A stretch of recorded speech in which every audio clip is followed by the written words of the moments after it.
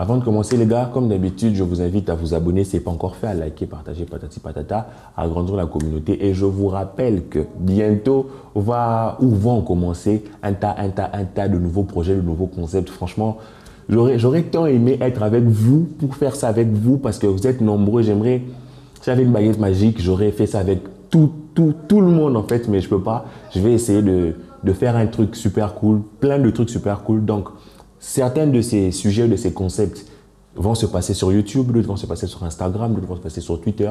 Il y aura des jeux concours, franchement, j'ai plein d'idées. On va bien s'amuser. Profites-en pour aller jeter un coup d'œil sur ma page Insta. Pour l'instant, on va dire, c'est pas la folie, mais tu peux faire partir de la première goutte qui va créer l'océan. Je vous en dis pas plus. On commence la vidéo.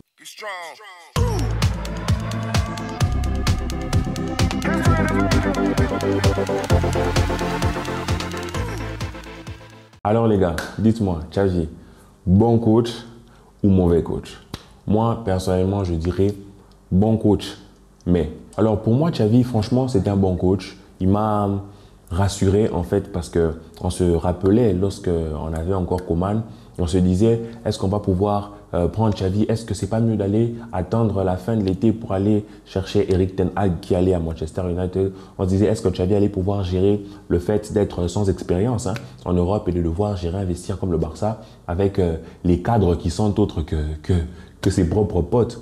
On se posait la question et Xavi est venu et moi, sincèrement, il m'a rassuré. Tu vois, j'allais dire il m'a pas rassuré, mais il m'a rassuré. Pourquoi je dis ça? Parce qu'il arrive 9e, il arrive à insuffler quelque chose à l'équipe de manière qu'on puisse faire une ascension fulgurante vers le top du tableau. Et on a battu avec lui je pense, le top 6 de la Liga. On a galéré contre les petites équipes, mais quand il fallait avoir un gros match, quand il fallait sortir un gros match contre un gros, on a répondu présent, on a gagné, on a humilié Madrid, on a humilié pas mal d'équipes. Je pense toutes ces équipes-là, tout le top 6 en fait, on leur a marché dessus. Et quand tu te poses et que tu te dis que le mec arrive à faire ça avec zéro mercato, zéro préparation. Il faut un mercato d'hiver un peu à l'arrache. Il te ramène 2-3 joueurs et le gars arrive à insuffler quelque chose à tout le groupe. Je ne sais pas si on se rappelle. Revenons un peu en arrière, sous Coman. Je ne sais pas si vous vous rappelez, moi j'ai une scène sous Coman, Mingueza monté. C'était une contre-attaque, quelque chose comme ça. Mingueza monté, Coman a pété un câble, il a crié, mais où est-ce que tu vas et tout? Et il sort Mingueza. Mingueza va vers lui, lui parle un peu du genre.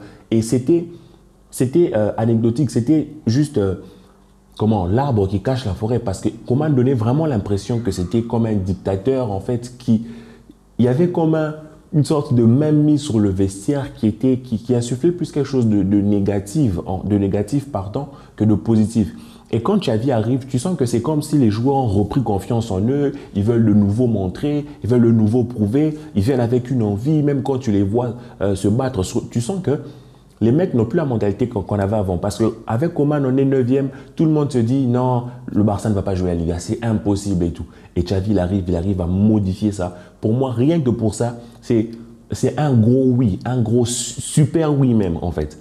Mais après ça, on a vu sur la fin de saison que ça a été plus compliqué. Maintenant, plus compliqué, pourquoi? Je pense que Xavi a eu du mal à remobiliser ses troupes parce qu'il y a eu de la fatigue, de l'usure mentale, mais pas seulement. Je pense aussi que même lui était fatigué mentalement parce que les solutions tactiques, il ne les proposait plus face à certaines adversités. Je vais vous donner l'exemple de ce match que l'on a eu contre Villarreal, le match d'avant où l'équipe joue mal, où l'équipe n'arrive pas à trouver une solution offensive et lui ne propose pas quelque chose tactiquement pour modifier ça. Bien sûr, je ne suis pas coach, je ne suis pas en train de dire que j'aurais été à la place de Xavi, j'aurais largement mieux fait, mais là n'est pas la question. Même en tant qu'observateur, on peut donner son avis et moi je donne le mien. Je trouve que l'équipe de Xavi est une équipe vraiment qui a évolué, qui a grandi. Maintenant, elle est arrivée à un point où elle est tellement montée, on se retrouve à un niveau où on ne peut pas aller plus haut à cause de tout ce que nous représentons, de tout ce que nous sommes, avec toutes les qualités que l'on peut avoir, mais surtout avec tous les défauts et tous les manques que l'on peut avoir. On est arrivé à un point où on ne pouvait pas aller plus haut. D'où il y a eu cette cassure mentale. On a manqué peut-être ce référent-là, ce joueur qui pouvait porter l'équipe par son talent et faire briller. Vous imaginez un Lionel Messi dans cette équipe, en fait, rien que par son talent, il éliminerait tout en fait et cacherait toutes les lacunes de ce Barça-là. Alors que franchement, ce Barça en termes de lacunes, on a plein de lacunes. Déjà, je peux vous citer la profondeur de banc. On a un effectif vraiment coupé en plusieurs morceaux entre les vieux, les vaches sacrées là. Les Piqué, Busquets, c'est tout ça qui, eux, sérieusement, cette saison, en tout cas sur la deuxième partie de saison sous l'ère Xavi, ils ont fait plutôt une saison correcte. Et puis à côté, il y a les très très jeunes, très talentueux, les Pedri, les Gavi, et puis il y a les très très jeunes, un peu bancardisés, les Ricky, les Nico. Et puis il y a ceux qui sont au milieu, qui se débrouillent plutôt bien, ils gèrent, je pense peut-être à Rojo, au De Jong. Et puis il y a d'autres qui sont là, mais qui sont un peu nuls, l'anglais, Umtiti. Vous voyez, il y a plein de classes au Barça qui fait que le banc, l'équipe n'est pas homogène en termes de rendement sur le terrain, en termes de qualité sur le banc, et ce qui fait que ça impacte le travail du coach et surtout ça impacte les résultats et ce que l'on voit sur le terrain. Maintenant, si on doit étudier le bilan, on doit voir le bilan de Xavi, que sous son point de vue à lui personnel, le gars, il a fait, on va dire, ce qu'il pouvait, mais quelquefois, il a un peu trop insisté. Xavi, ça se voit, c'est un mec borné. Il est têtu comme Coman, mais il ne renvoie pas la même image. Je trouve que Xavi est tout aussi têtu que Coman, mais il ne le renvoie pas de la même manière. Parce que Coman était du genre, ouais, je suis borné, j'en suis fier. Et il a affiché comme ça. Coman avait une sorte d'ego, en fait, qui était du genre une propulsion, et tout le monde voyait ça. Xavi, lui, il est borné avec un mec que vous connaissez, Ferran Torres. Ce n'est pas, franchement, ceux qui disent que Ferran Torres est éclaté, c'est un mauvais joueur, je suis contre. Mais ceux qui disent aussi que Ferran Torres, c'est un crack mondial, je suis contre aussi. Je pense que Ferran Torres, c'est un joueur qui a besoin de se retrouver, de se remettre en question et de se rendre compte, en fait, que mais mec, tu es au Barça, tu n'es pas venu en tant que titulaire. Je pense que dans sa tête, il est trop à l'aise, le mec. Il faut qu'il se bouge parce qu'il a des qualités. Maintenant, il a montré ça sur le terrain. Des qualités en un contre un. Il nous fait croire qu'il ne sait plus dribbler. Il sait dribbler. Le mec, il sait dribbler, le mec. Il faudrait qu'il se remette en question. Ferran Torres, ce n'est qu'un exemple. Mais on voit un Xavi qui a beaucoup insisté avec un Busquets alors qu'on était arrivé dans une période où Busquets commençait à être un peu fatigué. On commençait un peu à galérer quand on jouait. Je vous rappelle qu'on a joué contre Francfort, match aller, match retour. C'était très chaud avec Busquets. Mais on se disait, mais pourquoi t'insister Busquets? Pourquoi t'insister Busquets? Donc, quelque part, Xavi, c'est un point négatif qu'on peut relever encore. Il est très insistant quelquefois sur des choses qui peut-être ne marchent pas. Ce sont ses convictions personnelles. Il travaille en entraînement, il connaît ses joueurs, il connaît le potentiel de ses joueurs et il sait qu'il peut faire confiance à tel joueur. Mais nous qui voyons, nous avons la frustration et on se dit que non, ce mec, il insiste trop. Donc moi, c'est le point noir, l'un des points noirs que je peux retenir. Il insiste trop sur certains joueurs qui ne performent pas. Et l'autre point que moi, je lui note aussi, c'est peut-être ses choix. Ça, ce sont des rumeurs, bien sûr. En tout cas, à l'heure actuelle, ce sont des rumeurs sur les choix qu'il fait d'un point de vue mercato. J'espère qu'il ne fera pas des choix trop tournés vers espagnol.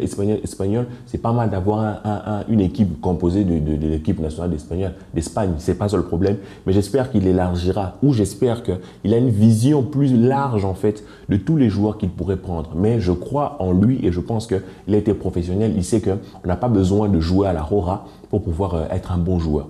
Mais moi, quand je regarde ce Xavi-là, je me dis que l'autre point que je pourrais relever, ce n'est pas négatif. On va dire, ce n'est pas positif non plus, mais je pense que Xavi peut progresser.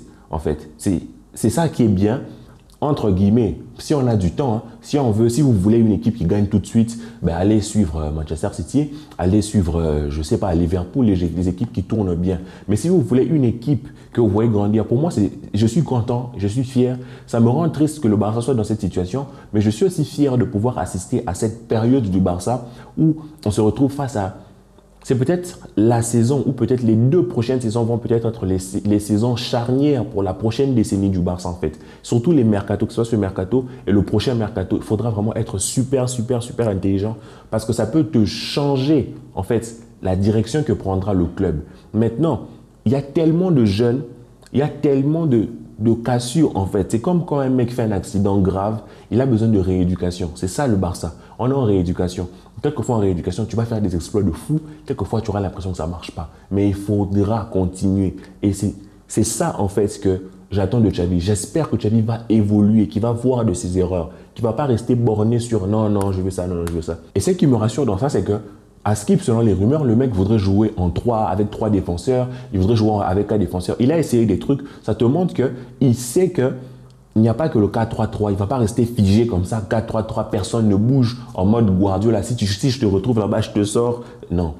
Il veut essayer des choses, c'est une bonne chose. Donc j'espère qu'il va évoluer, faire évoluer le jeu du Barça en fonction des joueurs que l'on a, en fonction des besoins que l'on a, surtout en fonction de notre philosophie, notre style de jeu. J'attends ça de ce Xavi-là et j'espère qu'il ne va pas, comme je vous ai dit, qu'il ne va pas se faire des joueurs un peu chouchou. C'est pas mal, tout coach a son chouchou. Mais je pense que pour moi, comme dit Guardiola disait que le seul joueur qu'il ne peut pas mettre sur le banc, par exemple à Manchester City, c'était Messi. En fait, c'est Nasri qui racontait ça. Il disait du genre que Guardiola leur disait que si Messi était ici, du genre, c'est le seul joueur qu'il ne mettrait jamais sur le banc. Vous voyez, bref. Juste pour vous dire que pour moi, ton joueur devient indispensable, chouchou, primordial quand il pète tout, en fait. Pour moi, un mec comme Pedri, Araujo, là, ok, il n'y a pas de problème. Ce sont des indiscutables, Foul et Ansu Fati. Tu vois, ces trois-là. Mais les autres, je pense qu'il y a clairement débat. Est-ce que tu fais jouer Ferran? Est-ce que tu fais jouer... Et ça, je pense que c'est quelque chose qui doit entrer dans la cabeza de Xavi. Et on ne peut pas partir avec un truc en mode Ferran Torres, c'est indiscutable. Oui, s'il joue bien, mais là, il est éclaté. Donc, j'espère que la saison prochaine, qu'on va voir un Ansu Fati revenir avec la pré-saison, il va s'entraîner, il va encore prendre du muscle, il va tout péter. Qu'on ne va pas nous faire quoi, des bails du genre Ferran. Non, je veux que ça soit vraiment le plus méritant qui joue. J'aimerais vraiment qu'il y ait une sorte de méritocratie. Et c'est pour ça que même lui-même le dit, je pense, il faudra avoir 2 joueurs par poste. 2 joueurs par poste, c'est important. Alors, j'espère qu'on n'aura pas 2 joueurs par poste juste pour avoir 2 joueurs par poste, mais qu'on aura vraiment un système de méritocratie. Dans l'ensemble, quand tu arrives à voir, c'est que Xavi représente pour le monde du football, qui est peut-être l'un, voire le meilleur milieu de terrain de l'histoire. Super intelligent, en tout cas, on ne peut pas remettre en question l'intelligence du mec. Et je sais qu'il travaille et qu'il va encore travailler davantage. C'est quelqu'un qui est toujours au charbon, qui est toujours en train de se remettre en question. Alors, on espère que le club va tout mettre en œuvre pour lui donner l'équipe dont il a envie, dont il a besoin. Pour moi, c'était un bon coach. Il a fait des très belles choses. Il a sorti le Barça d'une situation incroyable. Il va encore évoluer avec cette équipe-là. Il va encore apporter des choses. Je crois en lui pour les prochaines saisons. Je pense qu'on peut remporter de nombreux titres avec lui. Il a une histoire à écrire au Barça, mais je pense qu'il doit évoluer. Mais je pense qu'il doit changer pas mal de choses d'un point de vue tactique. Mais je pense qu'il doit mieux travailler ce qu'il demande à ses joueurs, parce que quelquefois, il demande des choses à ses joueurs. Il applique mal, mais lui-même, on n'a pas l'impression. Des fois, quand je l'observe sur le bord du terrain, je ne le vois pas en fait modifier des choses qui, quand toi, tu regardes, tu te dis, mais ça ne marche pas de faire ceci, cela, ça ne marche pas, mais pourquoi tu ne sors pas tel, pourquoi tu ne sors pas tel? Donc, j'espère que le gars va s'améliorer autant que les joueurs, en fait, et que sur l'année prochaine, on pourra se dire qu'à la fin de l'année prochaine, on a eu une super saison avec des super joueurs et un coach qui a donné le maximum. Pour l'instant, c'était c'était le grand plongeon pour lui. Donc, je pense que ça a été extrêmement fatigant pour lui aussi. Pour nous aussi, on va se reposer. On n'aura plus de match pendant un long moment. On va parler que de mercato. J'espère que tu seras là. J'espère que tu vas agrandir la communauté. J'espère que tu seras en commentaire. J'espère que cette vidéo t'a plu. J'espère. Prends soin de toi, que la paix soit sur toi et au revoir.